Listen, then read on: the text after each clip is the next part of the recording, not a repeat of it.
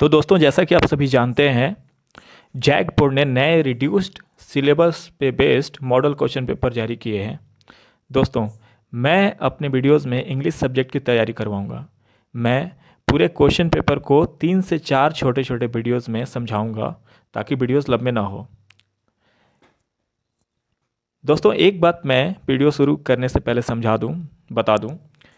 ये वीडियोस जो हैं स्पेशली उन छात्रों को बहुत हेल्पफुल होंगे जो सरकारी स्कूल से हैं और जिन्हें किताबें पढ़ने भी नहीं आती हैं।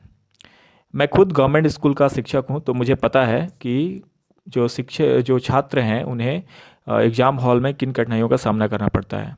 मैं अपने वीडियोस में ऐसे कुछ ट्रिक्स बताऊंगा जो कारगर साबित होंगे और आप आंसर कर सकेंगे। दोस्तों, इस बार के पेपर में लगभग 34 क्वेश्चंस जो हैं, 34 क्वेश्चंस वो ऑब्जेक्टिव होंगे और जिनके बहुत सारों के तो ऑप्शंस भी दिए रहेंगे। तो आइए शुरू करते हैं सेक्शन ए, जिसमें पैसेज हैं, 2 पैसेज हैं। इस बार जो मार्किंग है पैसेज की ये अलग है। पहले जो होते थे 20 नंबर के हुआ करते थे, अभी जो है 24 नंबर के हैं दोनों पैसेज। पहला पैसेज जो है इस बार वो 11 नंबर का और दूसरा जो है वो 13 नंबर। तो आइए शुरू करते हैं पहला पैसेज। मैं पहले इसे समझाऊंगा, फिर उसके बाद मैं आपको क्वेश्चन आंसर कराऊंगा। आपका पहला पैसेज है, गर्ल्स के बारे में है, छात्राओं के बारे में है कि उनके प्रॉब्लम्स को लेकर के। Most of the girls belonging to poor families do not go to school in rural areas. When they ask their parents would say that they want their daughters to be educated. ज़्यादातर जो बच्चियाँ होती हैं poor family में, मतलब गरीब जो families होती हैं परिवारों की, वो ग्रामीण क्षेत्रों में स्कूल नहीं जाती हैं। और जब उनके पेरेंट्स से पूछा जाता तो वो कहते हैं कि वो अपने बच्चियों को पढ़ाना चाहते हैं। They stay at home because their parents believe that the kind of education is not appropriate for their daughters. वे घर में इसलिए रहती हैं क्योंकि उन्हें लगता है कि जो अभी उन्हें एजुकेशन दिया जा रहा है वो अप्रोप्रिएट नहीं है, यानी कि सूटेबल, यानी कि उपयुक्त नहीं है उनके लिए। या फिर दूसरा रीज़न क्या देते हैं, और because they feel the risk are too great, कि उन्हें स्कूल भेजने में बहुत रिस्क है उनको। Those risk are real. कभी कभी ये रिस्क जो होते हैं सही भी साबित हो जाते हैं। Girls are sexually harass sometimes by their fellow students और टीचर्स और by strangers as they walk down to school. यानी कि जब बच्चियां स्कूल जाती हैं तो रास्ते में कभी कभी उन्हें हरासमेंट या परेशानी की भी का भी सामना करना पड़ता है। कभी उनके जो साथ छात्र पढ़ते हैं वो कभी उन्हें परेशान करते हैं, या टीचर्स कभी कर देते हैं, या कोई अजनबी उन्हें परेशान करता है स्कूल आते जाते समय। These pressures are central to low enrolment and retention of girls. और एक इसका कारण बनता है तो लो इनरोलमेंट, यानी कि उपस्थिति का स्कूलों में लड़कियों के उपस्थिति का ये कम उपस्थिति का कारण बनता है। Poverty also plays its part. गरीबी भी एक मुख्य मुद्दा है।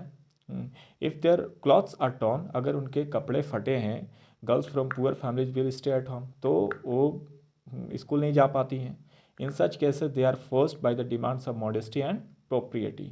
और इन सभी कारणों से, ये सभी जो ऐसे केसेस में वो मॉडेस्टी यानी कि लज्जा और प्रोप्रिएटी यानी कि सुचरित्र, तो अपने लज्जावश या सुचरित्रता के वश वो स्कूल नहीं जा पाती हैं।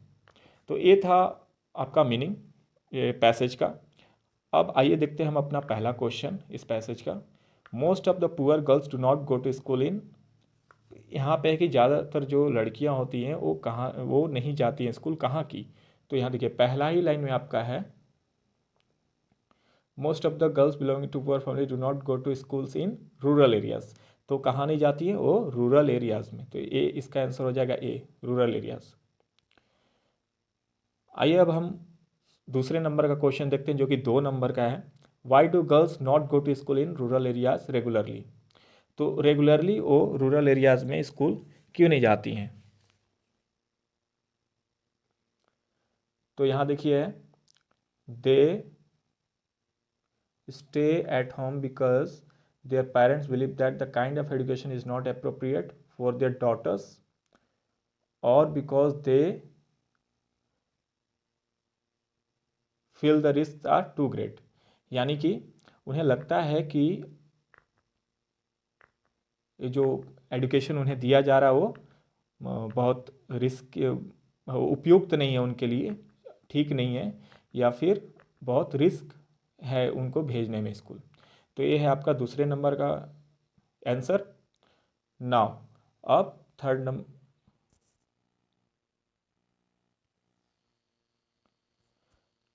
अब हम लोग तीसरे नंबर का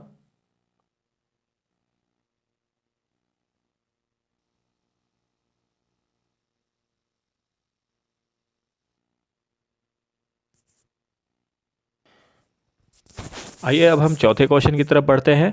what role does poverty play in the education of girls.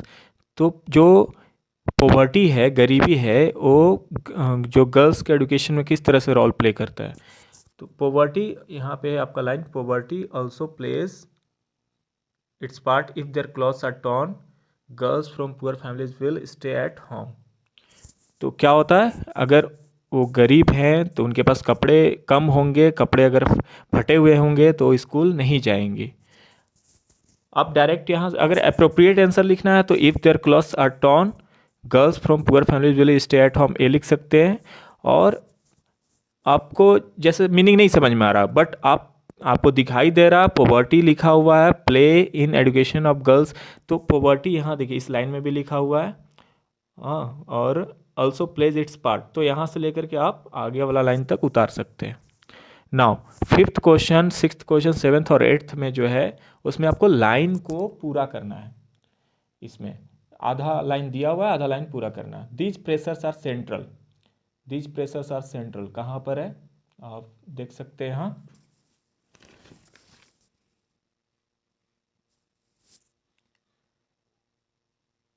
आपका है these pressures are central to low enrolment and retention of girls. आप इसको कंप्लीट कर सकते हैं यहाँ से यहाँ तक। आगे का आंसर देखते हैं।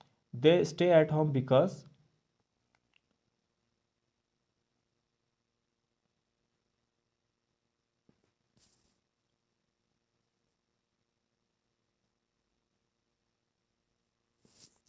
अब देखिए यहाँ पे है इसका answer, they stay at home because their parents believe that the kind of education is not appropriate for their daughters. ये आपका यहाँ से यहाँ तक आंसर हो गया।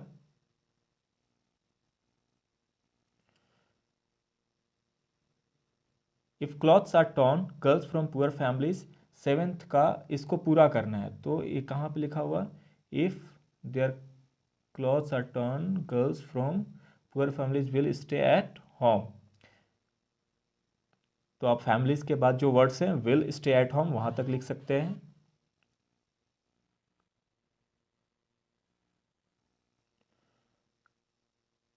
What causes harass? Now, eighth. In such cases they are forced. In such cases they are forced. ये कहाँ है? In such cases they are forced by the demands of modesty and propriety. तो इसको आप पूरा कर सकते हैं यहाँ से यहाँ तक। अब इनमें से कुछ इस पैसेज में कुछ वर्ड्स थे जो जो इम्पोर्टेंट थे, उसका मीनिंग मैं समझा दूँ। ये आपका आंसर हो गया रिटर्न, जो कि मैंने यहाँ पे वर्ड में लिखा है, मैंने लिखा है। इसको आप पॉज करके देख सकते हैं आंसर, मैंने समझा दिया आप लोगों को। वर्ड मीनिंग समझ लेते हैं। एप्रोप्रिएट, एप्रोप्रिएट का मतलब था सुटेबल या उपयुक्त, हिंदी में बोलें तो उपयुक्त। इनरोलमेंट, इनरोलमेंट का मतलब होता है आपका जो उपस्थिति है। रिटेंशन, हॉस्टाइल, यहाँ पे जो टेक्सुअल मीनिंग होगा आपका रिटेंशन का, वो रुकना, घर में रोकना, यह रुक जाना। मॉडेस्टी, लज्जा। प्रोप्रिएटी, सुचरित्र।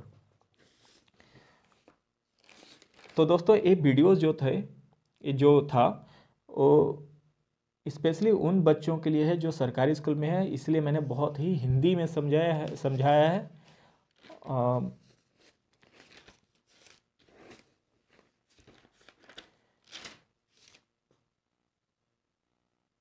खैर, आज की वीडियो बहुत ज़्यादा ही खिंच गई। आज के लिए बस इतना ही। Thank you.